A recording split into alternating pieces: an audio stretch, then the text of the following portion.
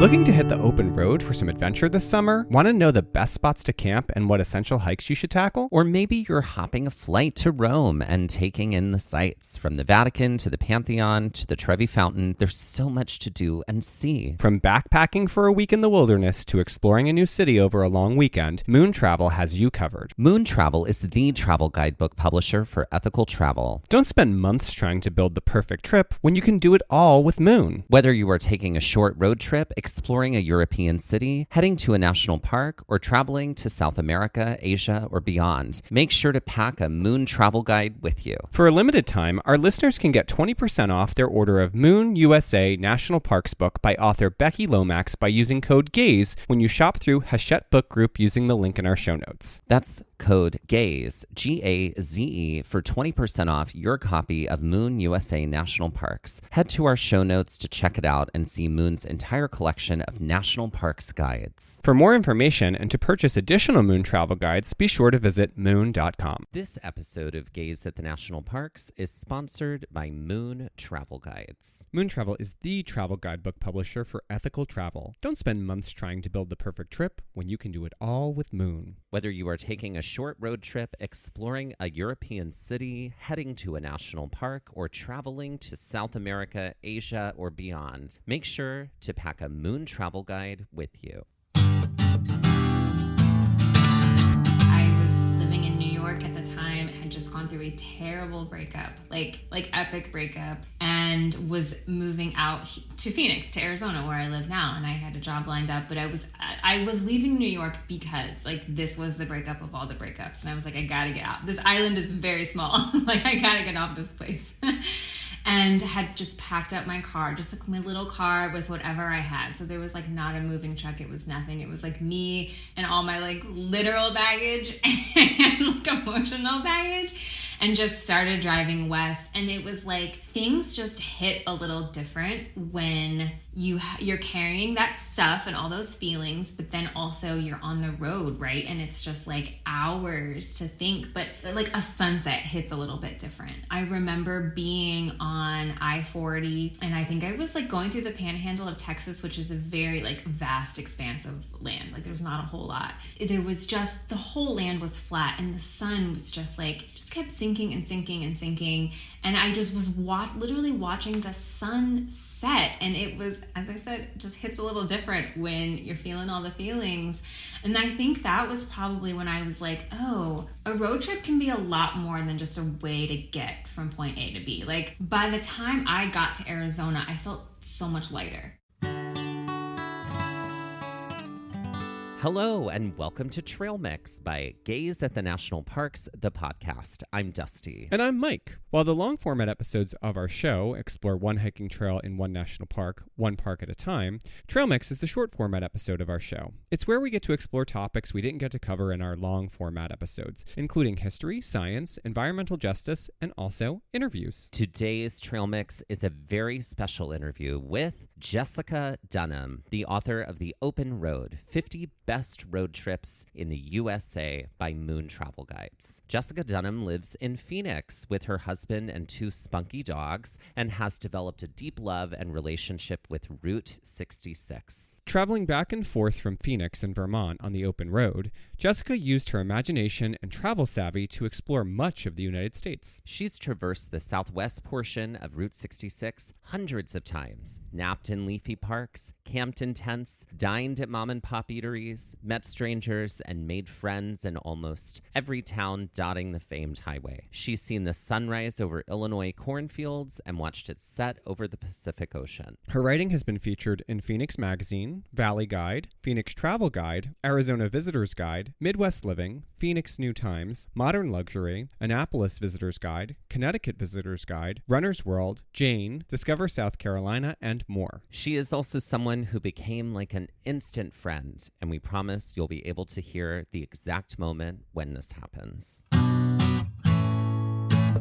We are so excited because with us today is Jessica Dunham. Hi, Jessica. Hi, guys. I am so excited to be on today. Yeah, we're very excited to have you. We're thrilled to have you. And you are the author of the Moon Travel Guide, The Open Road, 50 Best Road Trips in the USA, from weekend getaways to cross-country adventures. I know that the title's a mouthful.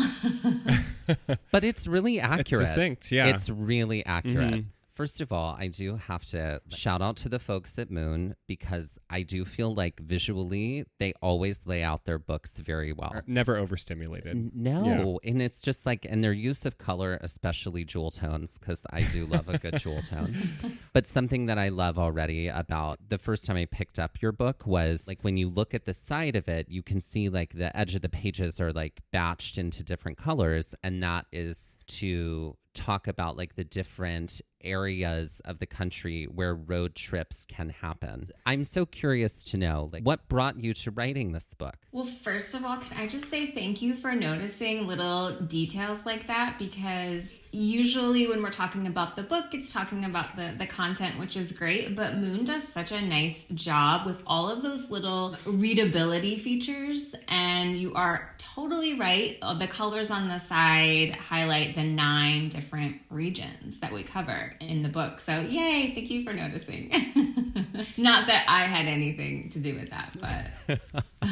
But yes, no, we understand. It's important. It is. Graphic design is there for a reason. Mike is our in-house like visual artist. Designer. He's sort of like the visual artist component of our partnership. So he's always noticing details like that. It's a true gift. So kudos to you. I don't have that eye. I have the appreciator eye, but I don't have the designer eye. So much respect. But appreciator eyes are just as important.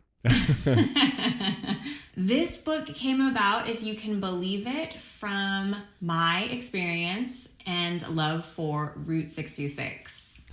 Ah, yes. Love that.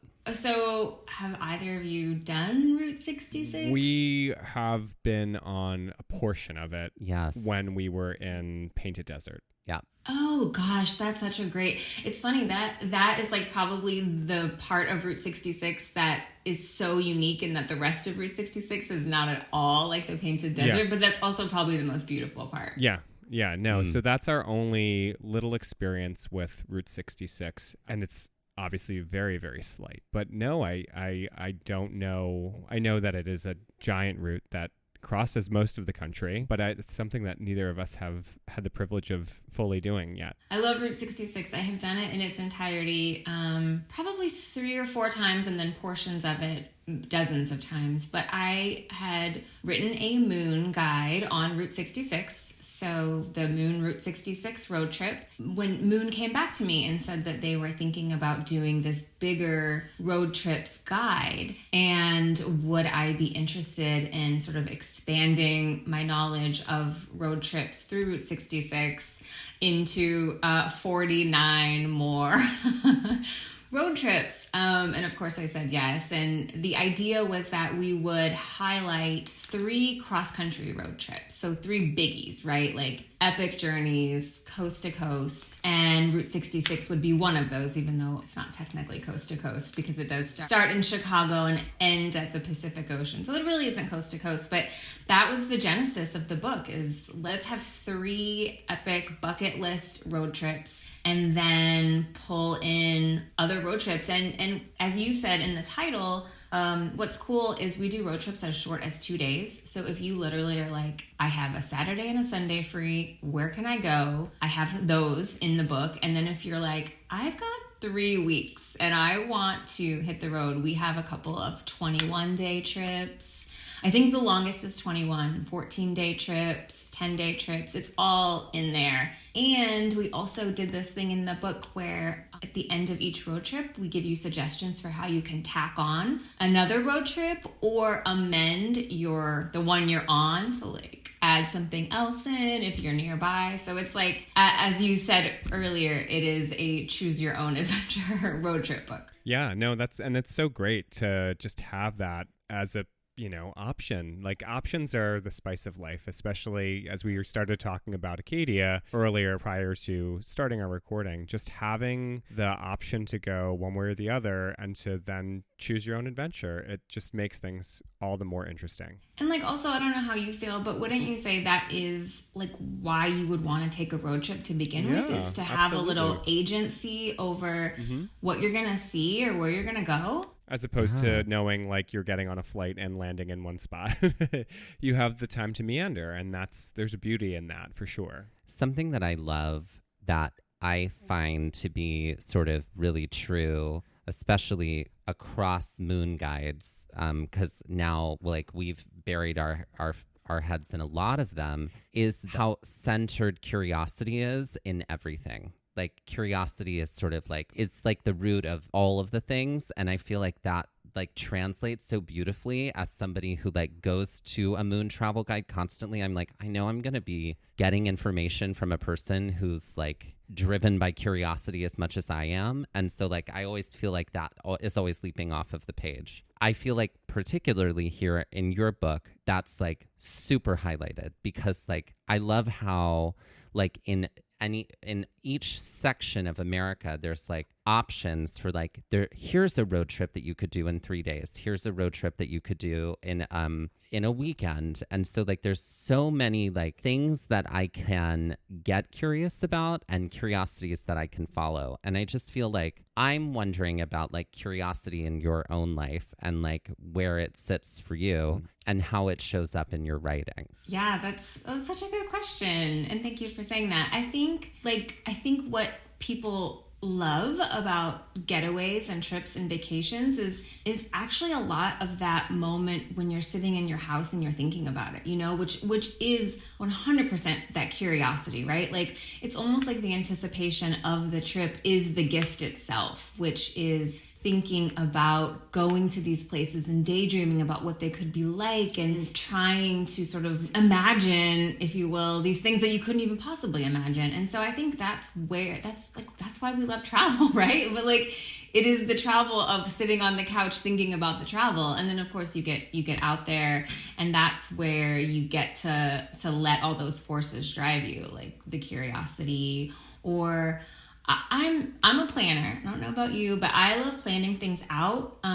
But one thing I always save room for on a road trip or a trip is lots of white space, right? Like lots of blank space to ask the guy at the brewery, like, what his favorite place is for a croissant for breakfast. And so again, going back to the road trip thing, you have all of that freedom, if you will, on a road trip to make friends, not make friends, ask questions, don't ask questions, but to let like all of the forces of nature of the trip lead you where you may. That rings very true for our travel. I feel like when I was a little younger and traveling internationally, that also hits really true, because you sort of are, here, if you're a native speaker or if if English is your first language, it's very easy to just pick up a conversation with somebody and, incite that conversation, figure out what's going on, what you might want to do by asking a local, which is like you get some of the best insight from a local. Traveling internationally, you're kind of like forced to make connections, and then curiosity sort of develops from that, because you kind of glom onto people that also can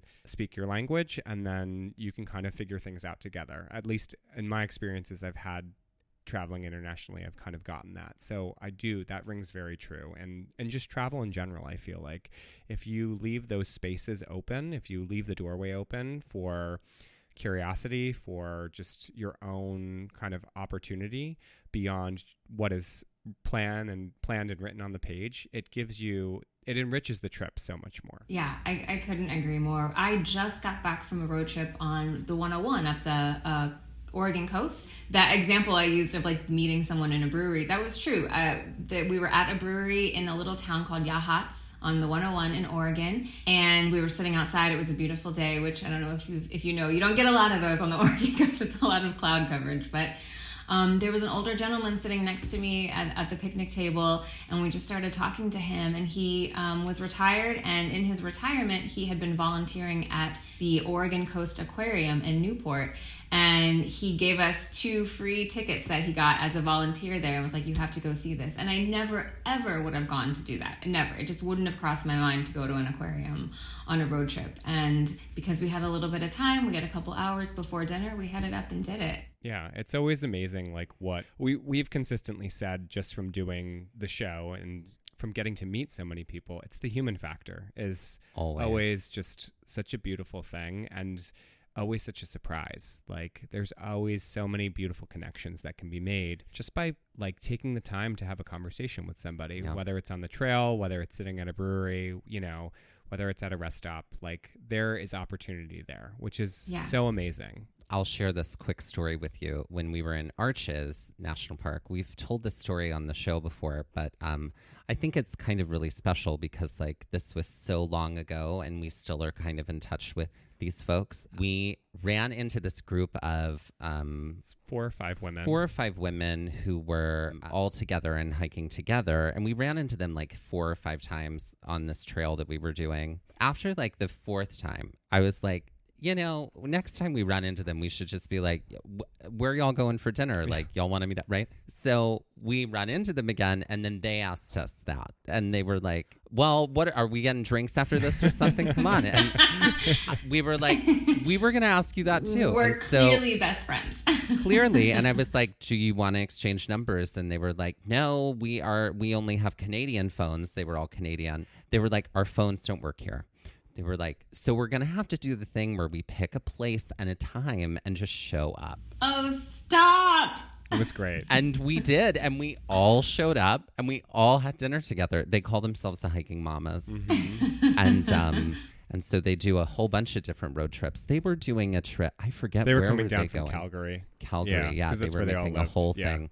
And so it was great. But like those small moments are the things that make the travel and the like, especially leaving the blank space in the travel, like really worth it because then you get those memorable moments. Oh yeah, and the follow up to my brewery guy story was that we exchanged numbers and I called him later to thank him for the tickets, and he invited us over for dinner at his house with his wife.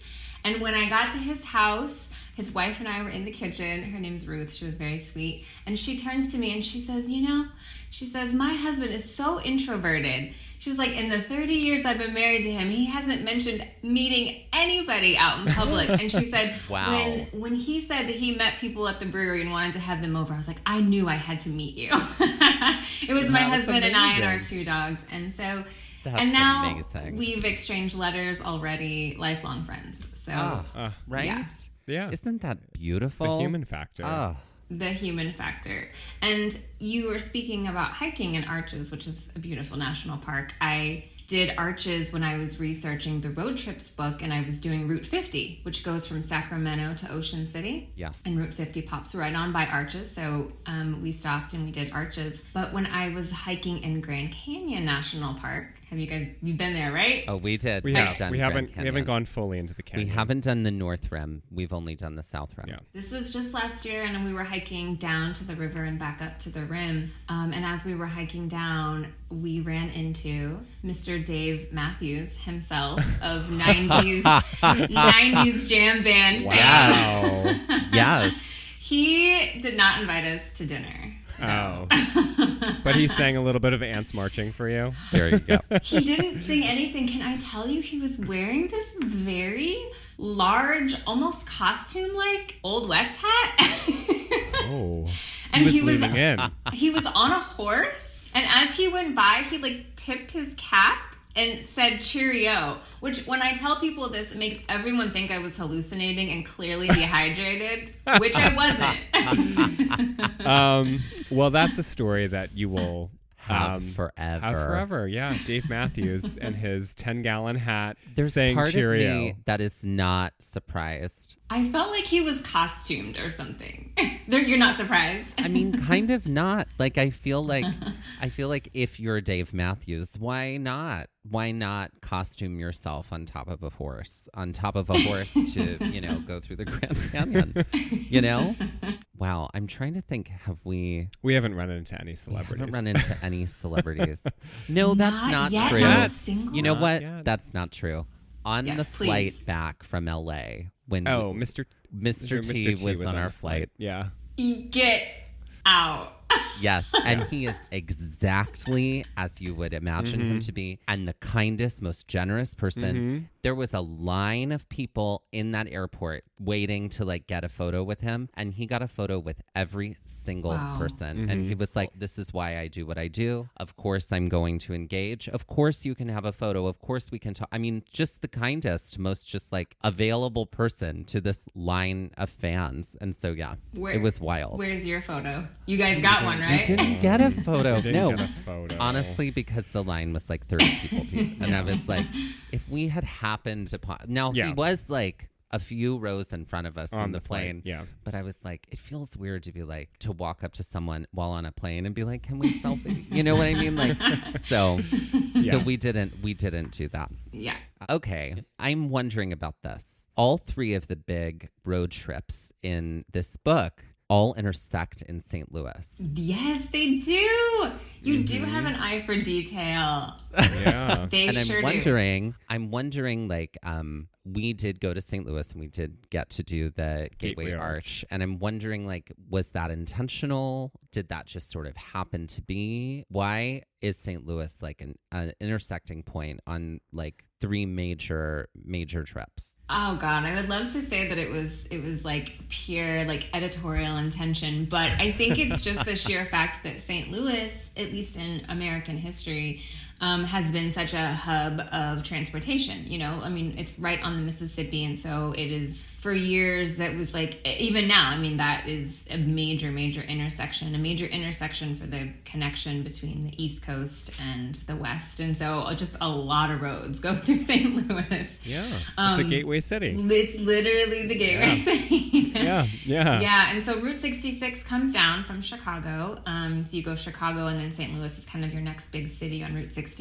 And then, of course, Route 50 comes through. I mean, I've driven through that city so many times. There's like, I feel like every highway you could ever be on is going to get you to St. Louis at some point.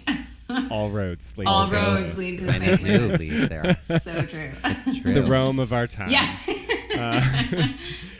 Yeah, it's wild to see. I mean, we've not done a full cross-country road trip, but we have done a very almost cross-country. We drove from New Jersey to Glacier and then back. So we were like, we could drive. We thought about it for a minute. We were like, do we just go to Olympic? Do we do it? Yeah, and we did. So tell me, what are your road trip personalities, right? Like some people are we love that. Yeah, so tell me, who are each of you in the car? Like, what is the road trip personality that's going to come out? Okay, well, I do have to say, famously, we do great together on long car rides. We kind of always have. Like, that was like a really early sort of sign that we traveled well together. Well, that was like kind of baptism by fire, because we drove, our first trip before national parks was from New Jersey to Orlando and then meandering back up. And we drove that 18 hours straight through. Yeah. No stops. Yeah. No. Yeah. We were so wild. I was like, okay, we did this. We can travel anywhere. We can do together. Anything. Yeah. Okay. So personalities, especially when it's the two of us going, it's calm. It's like, there's not a lot of like, urgency, like when it comes to like the actual car riding. And so like, as soon as we're like in the car and we're like going, it's like, relaxed. Okay. So, because I think I could lean into the fact that like we're both people who travel well together in the car. But there's a lot of intense, deep conversation about hyper-specific, niche things, right? It'll be like, let's talk about, that's when we do all of our therapy talking, right? Yeah. Let's talk about, like, where are you with shame? You know what I mean? Like, we'll do a lot of that. A lot of those conversations happen. And I guess, like, and we both are big fans of games. So we have a ton of games, like, or books that are trivia books. We've got Trivial Pursuit cards, crossword puzzles. We got puzzles and games for days. So, like, if somebody's getting tired of it, then, like, right. And I think, like, we kind of have, like, a an understanding that it's like the person pulling the weight here is the driver. So like driver gets to call the shots about let's do this trivia book, or let's do these trivia cards or whatnot. And I do have to say, like, on the road, I'm the one who is always creating the, like, we have to stop because we have to go there. I need a bathroom stop. Like, I'm the one who, like, I like a bathroom stop. I like strolling through the shop of wherever we stop. That's just me. But you can talk all about your personality, which is not me at all. As I said to coworkers today, I was like, yeah, Katie has like 7 hours for us from New Brunswick. That'll be like 8.5, 9, because we'll be stopping a lot. I could drive from New Jersey to Maine and not have to use the bathroom, like, and still be drinking water. So, like, not me at all. The stops are like something I have grown to understand, and I work with it now. I've like let it go, but it used to be like, oh my God, you really have to go again, because I'm just like, that's not a life I live. Not at all. Which I'm very grateful for, because I know you're like, God, I hate that I have to stop so much. Oh, well, I mean, I've accepted that it just has to happen all the time now. And so I just like, I sort of like to work it in as like I wonder what this place is like. I'm just going to stroll around and like look at these souvenirs that I'm not going to buy. But, you know, like at any rest stop and just be like, oh, take it in. You know, like I am that. It's an experience person. For you. I make it an experience. Why not make it an experience? Meanwhile, I'm like, let's get there. Is one of you the driver usually? No, we both share that. We alternate. Yeah. We like, I feel like even from the get-go, we did that. Oh, yeah. It just was like, it's too much heavy lifting to want to drive, especially straight through, like in a late night situation. So, we both share the load there, and we keep it as even as possible. And like sometimes we'll be like, okay, it's 8 hours. Like tomorrow we might say, all right, I'll drive for 4 and I'll drive for the other 4. Or it just might depend. Like, I'm not feeling it. Can you like take over? And then we'll flip flop. So I think we keep it pretty even keeled. One of the things that looking through the book that I love, just kind of bringing it back to that, is I love that you have like playlist suggestions and also like podcasts. Like I'm at the page right now in the Blue Ridge where it's like, you should listen to Dolly Parton's America, and we did that when we were on our long road trip, because it's a great podcast. And I think that's something too. Like we listen to a lot of scary podcasts on our trip out west, and then we'll just like make a playlist and just listen to that. Like, so we are easily amused and can, like, for as long as we've been friends over 12 years now, and we hang out a lot, but we're not bored by each other in the car. There's plenty of things to like chat about, to do. We always make sure that snacks are there. You know, we're well planned and well versed at this point. It was funny you mentioned the podcast and the music. I mean, music is so subjective and tastes are so subjective. So that was even something we weren't sure we wanted to put in, because a lot of it is sort of indicative of things that I am drawn to or like, but I also think that goes to that question of, you know, what is your road trip personality? Because I think that you can discover kind of new tastes or new interests or new things about yourself when you're in a car on the road for a really long time. And I think you can kind of play with your interests and try new things, and I don't know, be a new person. Isn't that like what road trip movies are all about? Is a transformational experience and discovery. You start as one person and you end as a whole other person. It's absolutely true. It's true. Just like Crossroads. Just starring Britney Spears. Starring the legend Britney Spears. Something else that I love regarding the playlist is, like, obviously, yes, music can be so subjective, but like, I think it's helpful and like really important that My Tennessee Mountain Home was included here in this, right? I mean, you could have included any Dolly Parton song, but that particular song actually has quite a bit to do with that area and the community of that area and her like entire artistic perspective of growing up there.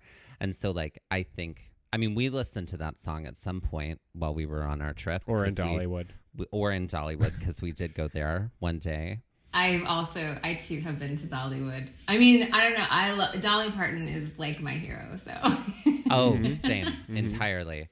Entirely. I mean, Dollywood was wonderful, but for me, the highlight is that Chasing Rainbows Museum, where you get to just see Hologram Dolly and all of the like props from the movie. Like when we walked in and saw like there's the coat of many colors, I burst into tears, and I'm like, and there's the handwritten note where she wrote the lyrics. I mean, I was losing my mind. So yeah, but I feel like road trips are always full of surprises like that. Like, oh, I didn't know this was here, and wow, I'm learning something about myself now. Oh, I could not agree more. And also, as you said, learning something about your road tripping buddy.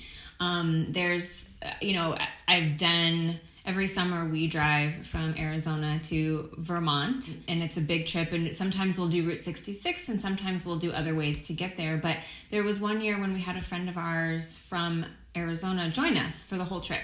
And this was not a trip where we were going to stop and see things. We were just trying to push through, like, let's just drive. So we were driving all night long. And I remember it was like 2 a.m. somewhere in the cornfields of Illinois.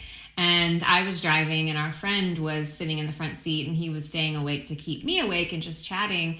And I had known him for probably 10 years. And it was one of those conversations that you mentioned earlier. So talk to me about shame. It was one of those conversations where he started opening up about his parents getting divorced when he was really young, and not knowing his father, and how that shaped a lot of the things he was going through as an adult. And this was a friend of mine I'd known for a decade, and I didn't know any of these things about him. And it was just, like late at night and you're in the car and it has that sort of quiet to it. And everything's really dark outside, and you might be the only car on the road. Maybe there's like another late night person on the road, but it just is like this cocoon where you can say things and you can listen in a way that you don't get to listen maybe when you're out at a cocktail bar or whatever. And that's another thing I love about road trips. And that's not something that you could ever force. It just comes out organically of being in this space with this other person. Yeah, you're kind of like, not, this is going to sound bad, but you're like, it's like forced captivity. Like in that way where it's like the ground is so fertile for that to happen in that kind of space, because there's this availability for vulnerability when it's just you and another person. It's different where it's like, I'm at his apartment right now. I could get up and go to the bathroom. I can go over here. I can leave and go outside. You're in a car. You're not going anywhere unless you're at, stopping at a pit stop somewhere.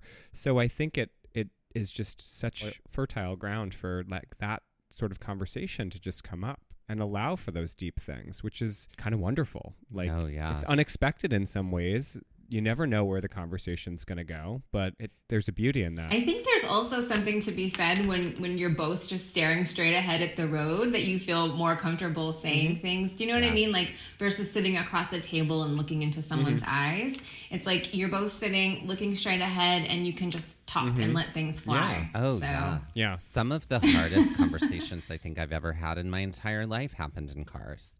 You know what I mean? Like, it really does, like, give you such an opportunity for that. I came out to people in cars. Plenty of people. Me too. Plenty of people. It was that was safe. My queer journey. Yeah. I wanted to share this with you. I mean, obviously, we've known each other for 12, going on 1,000 years, it feels like. But, like, when we did our road trip, we did a 5-week road trip in the summer of 2021 that took us to 10 parks. And like, that was when we went all the way to Glacier. And something that we discovered on that trip about each other, which we could never articulate before, was the fact that like when something throws us off, like I feel it immediately and very intensely. And then Mike is like slow roll and we'll feel it maybe 3 hours later. Or like 3 days later. Or 3 days later. It'll sort of like slow roll its way into like, oh, now. And I'm like, oh, this is the stuff I was dealing with like 3 days ago. You know what I mean? Like, you're the Virgil to my Dante. Kind of, right, in that way. So yeah. Emotionally. And I love how road trips give us so much opportunity to learn new things about ourselves and new things about, the people that we travel with. And also, I mean, our country too. And now, you guys have driven for 5 weeks. You've crossed the country. You didn't do coast to coast, but you did pretty close. I would love to know what your take is, or your reaction was, driving through so many different geographic landscapes, which I always find very shocking no matter how many times I do it, but also the accents, people's different, like the way they speak is different, the way they dress is different, the way they look is different, which I think is such a unique thing to our country, and as opposed to, say, France or, other places where it's much smaller. We're all kind of one nation, and yet we're very different. Very different. And we live in very different geographies and topography. So I was curious, was that something that kind of rose to the top for you? Oh, yeah. Yeah. Well, my background is theater, and I love dialects, and I love accents. So I'm listening to stuff constantly. We leaned real hard into Midwest accent, ourselves. The Midwest, it just happened. It would just. You picked it up. What are we gonna do now? What about tomorrow? It happened it would bad. Just happen real fast, and we would be aware of it. Yeah. But I am the same way. I pick it up, and it's really embarrassing because I feel like people think I'm making fun of them, and I'm like, not. I just pick it up. Yeah, it just happens. Yeah. I think geographically, just that trip was obviously our biggest, but we, all of our parks trips have been in some way or another road trips. Yeah, we'll take a plane sometimes to get somewhere, but then we're in a car for 10 days traveling from, Las Vegas all the way, out to Moab, and then back down through Grand Canyon and Painted Desert and around. So we've seen the disparate geography just by those sort of travels. But the 5 weeks, definitely having done that trip and being in New Jersey where everything is so densely populated, and there you can drive 10 minutes in some places and you'll go through 3 towns, and then getting further and further west and being oh my God, there is nothing. Driving across North Dakota, then through all the way Montana was if we break down, we're screwed. That was sort of, that was very present in our minds. And I just remember swinging back as we started to come back after, I guess it was Badlands and Wind Cave. And I think we went to Oklahoma City. No, where did we end up? I'm trying to remember. In Omaha. In Omaha. And I was like, oh my God, it's so nice to be in a city. I missed that rush of and then we were in that space again of empty before we hit really St. Louis. Yeah. Yeah. So it was interesting to see that, how just vast the country is, and then how vast the spaces are between things. That was fascinating for the both of us. Yeah. Another thing that, in New Jersey, when people interact together, it's often especially people who don't know each other, immediately right off the bat, the communication can sound very harsh and very all business and blah, blah. And then after a moment, people warm up and let their guards down. Whereas when we go to California, it's guards are just down. The guards are down. Mm-hmm. It's we walk into a cafe and it's somebody who doesn't work there is just oh, hey, what's up? And I'm just coming in. How's this cafe? It's pretty good. I just got this latte. I like it. Do you want to try it? Do you want to try it? It's just that. It's automatic generosity. Automatic generosity. Just everybody, the level of chill is way higher, obviously. Mm-hmm. But I am always curious about I'll call it cold call communication. First, right off the bat, we don't know each other, but we have to talk to each other about something. How does that go down here in Michigan? And how does that happen here in Tennessee? And how does that happen over in Montana? And it's it's so fascinating to watch it happen. Yeah, and that goes back to what we were talking about earlier with if you're open on a road trip to maybe saying hello, or maybe even allowing someone local to approach you, you get to experience what that's like and kind of get a sense of, okay, well, if I talk to someone in New Jersey for 20 minutes, they're going to warm up over the 20 minutes. But if I talk to someone in Arizona, for example, they're going to be talking to me right away. They're going to be chatting right away. Or in Oregon, it might take a little bit longer, but then they're going to give you tickets to the aquarium, invite you over to their house for dinner. So it's right. It's just sort of that open-heartedness that I think, at least that's what I've experienced on road trips, and that, you know, open-heartedness of myself. I mean, allowing myself to be kind of available to like whatever is gonna come my way. I'm so curious about like where, like in the research that you did to write this book, was there like a stretch of road trip or like an area that you were able to travel and explore where you found that open-heartedness in yourself was a lot more open than you expected? Ooh, that's such a good question. First, I want to give a huge amount of thank you to all of the other Moon authors that we pulled content from their books for this book. So if anyone out there thinks that I did 50 road trips, I did not.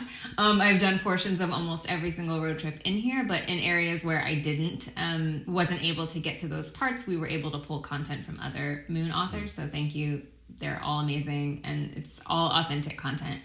But yeah, to your question, I think I would say it was on Route 50, and that I would say Route 50 because it takes you through every probable possible offering that our country has, in the sense that you're going to go through major cities, big cities. You go through Washington, D.C., you start in Sacramento. It takes you to Ocean City, which is a beach town in Maryland. It takes you through very remote parts of West Virginia, through the Allegheny Mountains. And I think what I felt melt away for me was a lot of my expectations or stereotypes, I think, that I had for a lot of different places. I've always lived in big cities. I'm from the East Coast originally, and I've always grown up in a city. So for me, a city, I'm very comfortable in a city. But it also means that I kind of have a little bit of a hard shell around me because I've got to get things done, right? Like, you're moving and you're going here and you're going there, and you can't take a lot of time to be bothered with other people. And so I think I had a lot of stereotypes for a lot of different places in our country, for better or for worse. As I kept driving west, I felt a lot of those just fall away, melt away, because I was confronted with my stereotypes and then the reality of like what I was experiencing. And truly what I was experiencing were a lot of really nice people and a lot of really beautiful places in our country too, where I might think, why would I ever drive through Western Kansas? There can't be anything there worth seeing. And yet it was so beautiful. And the skies, like even to this day, I still remember how big and open the skies were. And I would love to drive back through there again. So I think that was probably my lesson to be learned driving on that. It was 4 weeks of a lot of letting my guard down.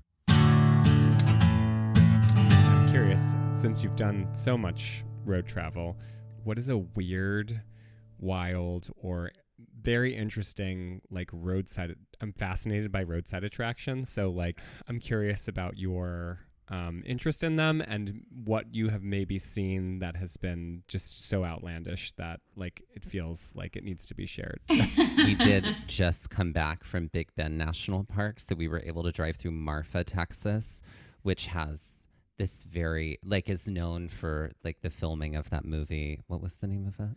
Oh my God. Starring, No Country for Old Men. Well, it might as well have been. No, it's like, was it? It's like Grand or something. No, it was a Rock Hudson. Yeah, Natalie yeah. Wood Dean, movie. No, and- not Natalie Wood. No, it was Elizabeth Taylor. Elizabeth and Taylor. James Dean was in it. It Why was can't I think of it?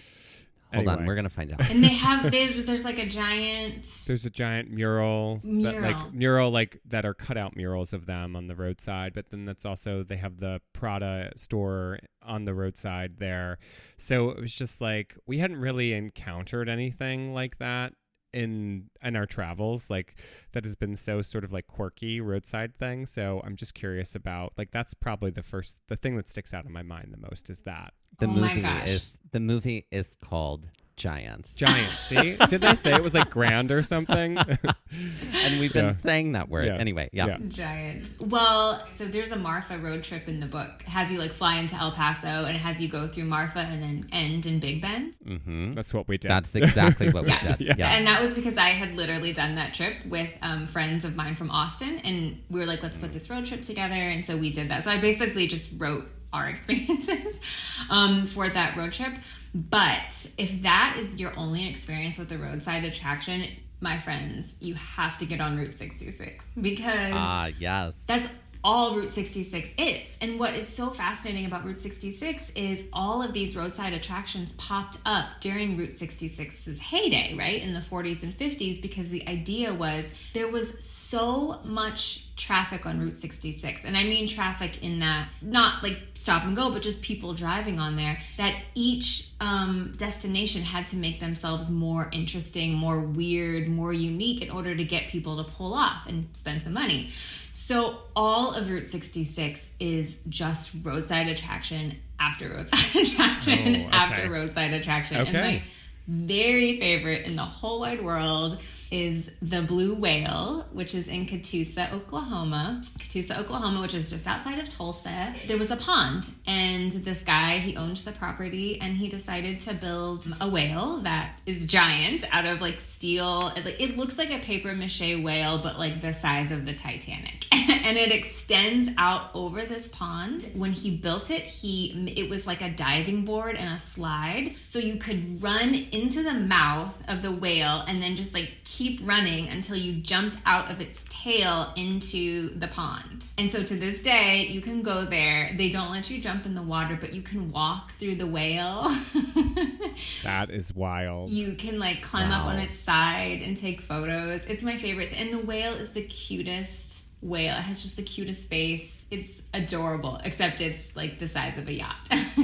Okay. Like a luxury, like an ocean liner. Yeah. Sold. Yeah. Yeah, that's one of my faves. I've got the El Paso to Big Bend road trip. I'm turned to that page in the book right now, and I want to thank you so much for including Marfa Burrito because those people are so kind. So and nice. It's so delicious. Literally best breakfast burrito I've ever had. Oh my gosh, I don't know if I said that in the book. Maybe I've You said did. it other. No, you did. You said the best, stop here for a breakfast burrito, quite possibly the best you'll ever eat. Literally the best. And I live in Phoenix, Arizona, where breakfast burritos are like a staple. I could get a breakfast burrito from a different place every single day and never have the same one. And that was probably, I think it's the tortillas in Marfa. Yeah. I think whatever they're doing with those tortillas, and they're hand tossing them. So as you know, when you go in there, you see them making the tortillas, and then that becomes your breakfast burrito. It couldn't be fresher. It's so good. It was so good. Good. So good. Yep, we literally did all of this. Oh, this exact good. trip, Alpine, Big Bend, all of this. And I'm like, I wish we would have had this when we were doing it. But we did it anyway. We did it anyway. But you did it anyway, so. Yeah.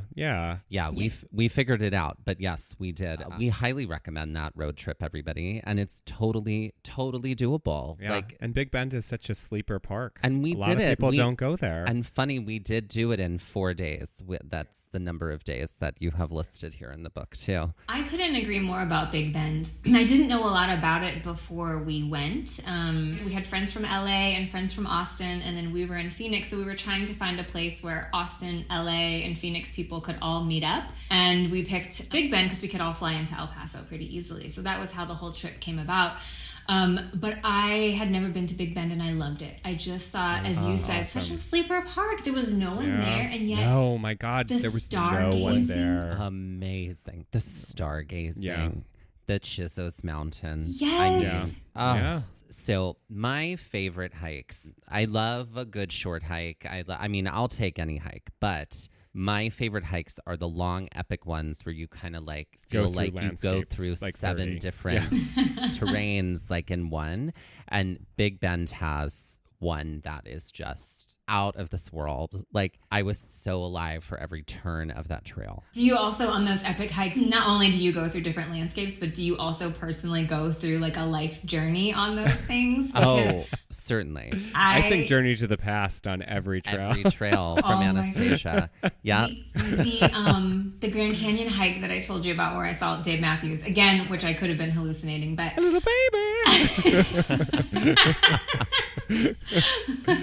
It was like, what is that, 18 miles or something from rim to river, back up to rim. And I'm telling you, I feel like I went through every, like, emotion you could go through. I feel like I went through all the phases of life. Like at parts of it, I was like exhilarated and joyful, and then other parts I was just like angry and cranky, and then I was hungry, and then I was energetic, and then I was like, by the time I was coming out, I was like, I don't even think I was feeling anything anymore. Like it was just like one foot in front of the other. Just void. Yes, just an empty shell of a human. But that's what the national park. I love the national parks because you can do these insane hikes like that, where not only are you seeing some pretty stunning landscapes, but you can also really like push yourself through some interesting journeys. Absolutely. I think that's like part of the beauty of hiking too. And I think part of that just comes from the regenerative power of nature and just being in nature and having that sort of groundedness and connection that, yes, a road trip can give you those beautiful, deep conversations, but there's something about nature that just centers you and I think allows you to have that experience that's a solo experience. And there's such beauty in that too. Very well said. Beautifully said. I feel like right now I'm getting to a place in my life where I finally like accepted that like the goal isn't to like always feel joy at every moment in time. It's to accept that like the highs and the lows are all part of a beautiful fabric that we like. A road trip, if you will. A road trip, if you will. But I do feel like an epic hike is sort of like a lovely reminder that all of the things that we feel are not good or bad. They just are. Their feelings just are. And so like we get to see a lot of versions of ourselves all in one swoop. And it always reminds me that I'm like, yeah, that means I'm a person who like is alive. You know? Yeah, I couldn't agree more. That was do you have like a hike in one of the parks where either that was like the first time you had that realization or it was maybe the most memorable time that you experienced that? Oh, that's good. That's a great question. That's going to be a deep dive because there's been so many at this point. I'm trying to think of like really formative sort of. I'm going to go to Angel's Landing in Zion National Park. That started out for me as like thrilling and so exciting and I'm so ready to do this. And then it was, oh my God, this is so hard. Oh, I thought we were almost done. Oh, we're not even close. Oh, we're here. And now there's this section with chains. Like I didn't even know about the chains. I was totally surprised by these chains that you have to, it's just like 1,000-foot drop-offs on both sides casually. And I'm afraid of heights. And it's like, I was like, what? And so like, there was a moment when he was like, are you okay? And I was like, don't touch me right now. I was, because I mean, I have a degree in drama, so it's going to be big and dramatic. And so like, and yeah. And then like, we come back. There was a part where I slipped and I fell and it could have been really bad. And then I got up and I was like, I'm not going to emotionally process that. I'm going to wait till we're back down into like a place where the safety.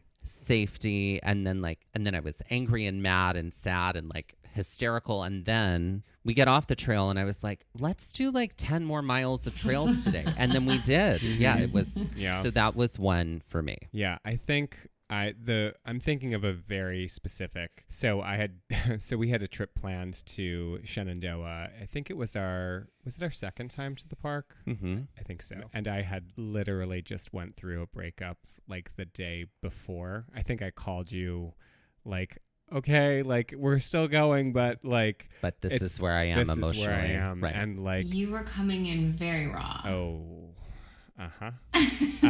So we hiked Old Rag that day, and Old Rag is such an incredible hike. And it is the hikes that like hit the button for me are the ones that are like playgroundy, jungle gymmy. Like you have to like use your brain. Like there's like some climbing, there's some scrambling, there's some like moving your body in ways that just aren't either on a true incline or flat. Like there's something happening. And I allowed myself to just like distract in all of that. And then we got to the top of Old Rag and I was like, God, this is so beautiful. It was fall, so everything was orange and looked like it was on fire, and it was just gorgeous. And then there was the come down into the woods, and it was like emotions. Sobbing. And it was, and sobbing, like literal sobbing. Yeah. And it was that sort of like, again, there was an allowance of that release. And it was just the two of us on the trail at that time. Like there was no one around. And it was also like a safety security thing. Like I knew I was with somebody that I could be open and raw with, but I think nature helped to push that along a little for me, for sure. Yeah. Yeah, I have a similar story, not nature, but road trip related. And I was living in New York at the time, had just gone through a terrible breakup, like epic breakup, and was moving out to Phoenix, to Arizona, where I live now. And I had a job lined up, but I was leaving New York because like this was the breakup of all the breakups. And I was like, I gotta get out. This island is very small. Like I gotta get off this place. And had just packed up my car, just like my little car with whatever I had. So there was like not a moving truck. It was nothing. It was like me and all my like literal baggage and like emotional baggage, and just started driving west. And it was like things just hit a little different when you're carrying that stuff and all those feelings, but then also you're on the road, right? And it's just like hours to think, but like a sunset hits a little bit different. I remember being on I-40, and I think I was like going through the panhandle of Texas, which is a very like vast expanse of land. Like there's not a whole lot. There was just, the whole land was flat, and the sun was just like, just kept sinking and sinking and sinking. And I just was literally watching the sun set. And it was, as I said, it just hits a little different when you're feeling all the feelings. And I think that was probably when I was like, oh, a road trip can be a lot more than just a way to get from point A to B. Like by the time I got to Arizona, I felt so much lighter. Like lighter and sparklier and like ready to like start this new chapter. And I do not think that I would have felt that way if I had gotten on a plane in Newark and landed at Sky Harbor. Like I think I would have been just a mess. And I wasn't. I mean, I was during the trip. By the time I got there, I wasn't. It's real hard to feel sparkly in Newark.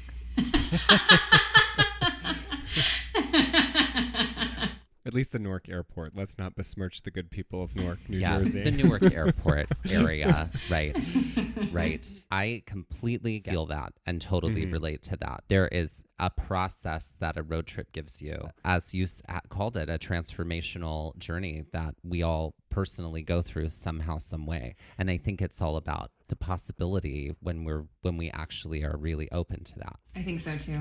Real quick, we have to thank you for as people who live in New Jersey. This road trip up the Jersey Shore is perfect. Oh, yay! Did you get to do this one? I did, yes. So I had many years ago.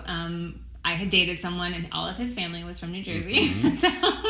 So I got inside scoop on all things New Jersey, and also I love Bruce Springsteen. Yes. Yes. I mean, and so I was a fan of Bruce Springsteen's, and so I was always sort of like strangely drawn to things like all things New Jersey. And so I was really excited. That road trip actually almost didn't make it in the book because we kind of had like a longer list, and we were trying to pare things down, and it almost didn't make it in. And I was like, I think we need to keep it in. It's so it goes from Cape May to Ocean City to Long Beach Island. Thank you so much for including Long Beach Island. What a very special, weird place. To Tom's River, Asbury Park, which is like we are in Asbury Park all the time, and then up to Long Branch. But there are like I tell people all the time, like when they visit, because I'm originally from the South. I'm originally from Mississippi. And so when I have family visit me, I'm like, we're just going to go to a bunch of shore towns because they're just so much fun and they're so beautiful. Yeah.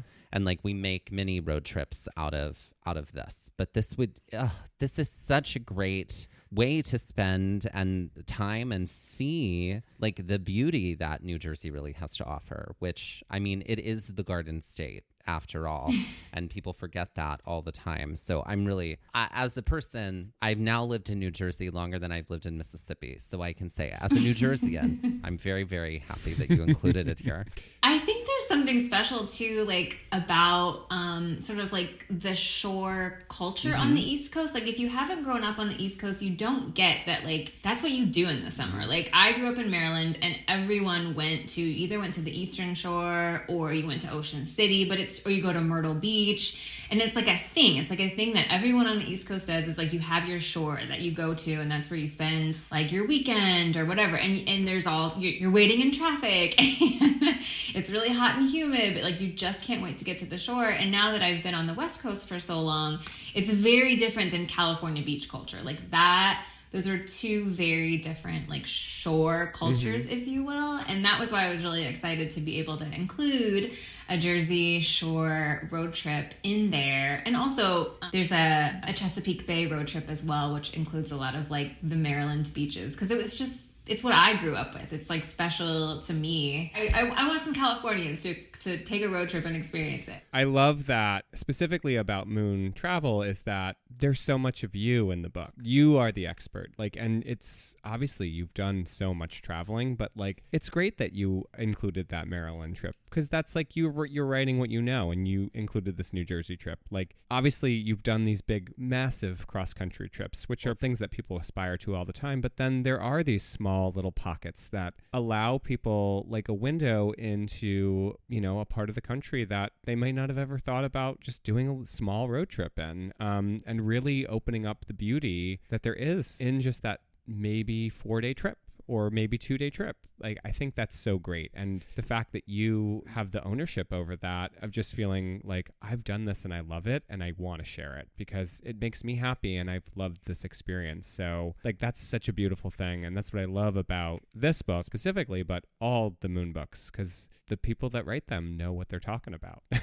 Well, thank you. That's very kind of you to say. And I think that's also like a unique thing about guidebooks. I mean, you can go online and you can find everything you need to know about taking a trip, right? Like all the information's on the internet. It's there. But what I love about a guidebook is exactly what you said, is this is a person, whoever authored that guidebook they've been in the trenches. Like they put the miles on the car and they put the miles on the hiking boots and they've been there. And so a lot of it might just be their own taste, but it's still like so personal. And I think that's like what's special about a guidebook. And in fact, when I just did that Oregon coast trip, I took the Moon National Parks book by Becky Lomax with me because we went to Death Valley and we went to Yosemite and we went to all of these national parks, and I had her guidebook in the console and we would just flip it open and read aloud and like absolutely like follow like turn by turn sometimes. Like let's just do what she said. Yeah. Well, I mean, Becky's book is consistently with us, and I think that your book is probably gonna be consistently with us too, because it's like the pearls of wisdom are immense. Yes. Yeah. And you have an epic playlist, right? You put all those songs together, you're gonna have like 10 hours of some music and some podcasts. Ain't no problem with that. No.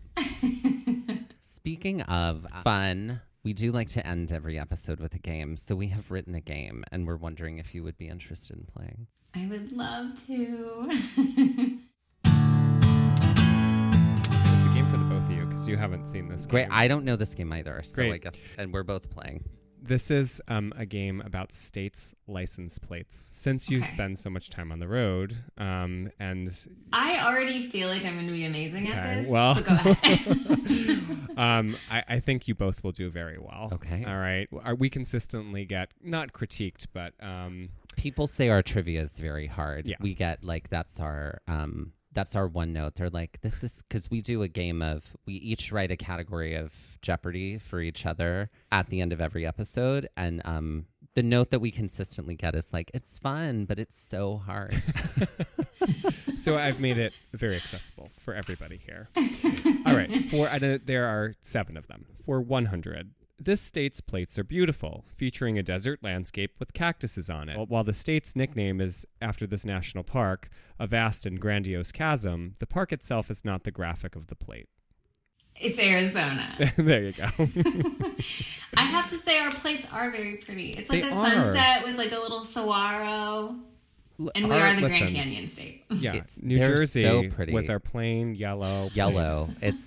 It's just literally Golden like yellow. a yellow ombre. I'm like, why not make it beautiful? I always thought I was always jealous of New York's plates when it was the old plate with like the skyline and like Niagara Falls and the blue. And now I was like, think so they're cool. like an orange, right? It's like a dark It's blue. It's the dark blue and orange. blue now. and orange. Yeah. Yeah, and I'm like, there's so much personality that can come out in a license plate. Like, Yeah. I'm not talking about bumper stickers. I'm talking about license plates. Yep. All right, for 200.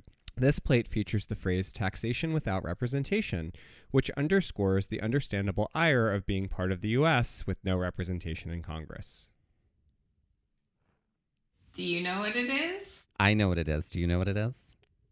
I don't know. I could guess, but I want you to go. It sounds like you know what it is. I think it's Washington, D.C. That's correct. And while monkey's brains popular, Though popular in Cantonese- Cantonese cuisine Yes! are not often to be found in Washington, D.C. This just turned into a Clue Jessica. podcast. Is that what we ate? Oh, Jessica, we knew you were family. Mrs. Peacock was a Immediately. man? No, wait, but wait. Great. Did you? How do you know that's my favorite movie?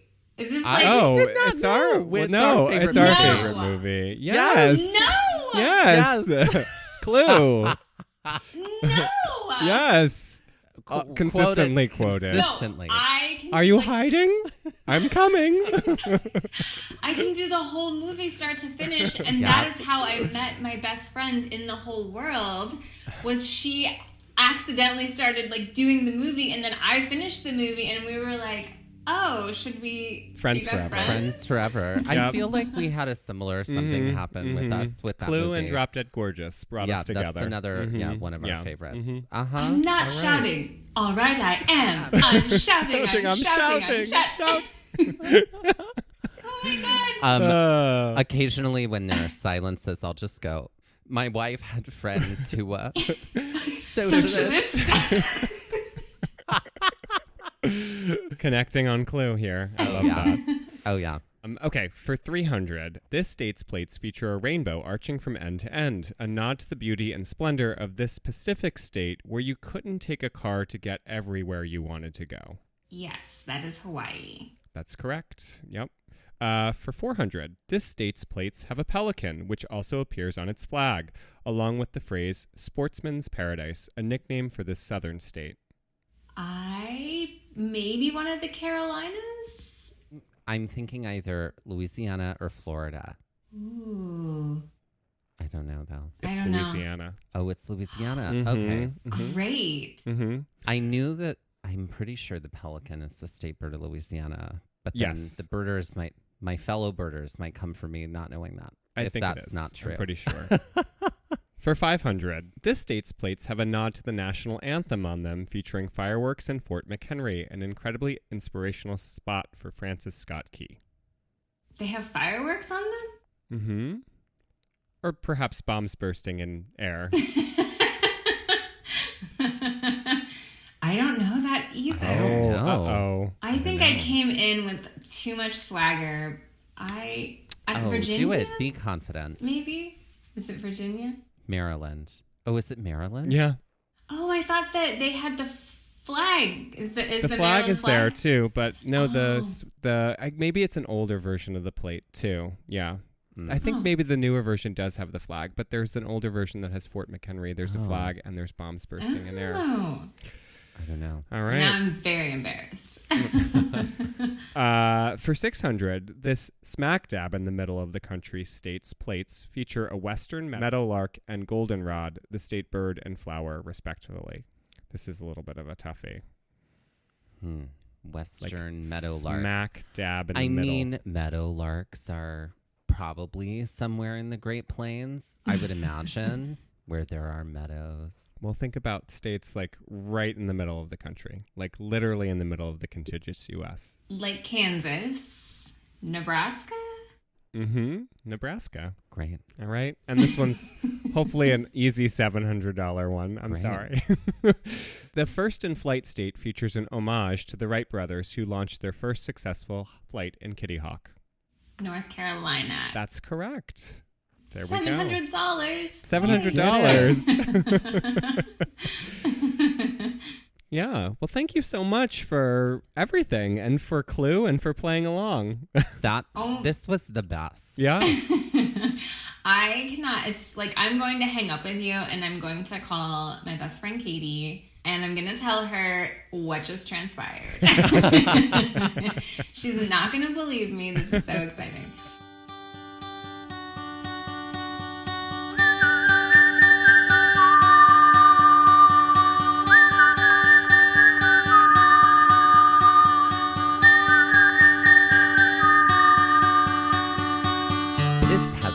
Gaze at the National Parks, the podcast. And we're here to remind you to hike early and hike often, and that adventure is always out there. Gaze at the National Parks was created and is hosted by us, Dustin Ballard and Michael Ryan. To see images of this episode, follow our Instagram at Gaze at the National Parks. To contact us, email us at gazeatthenationalparks@gmail.com. And to find out more about the parks visited on this show, visit our website, gazeatthenationalparks.com. And that's Gaze, G-A-Z.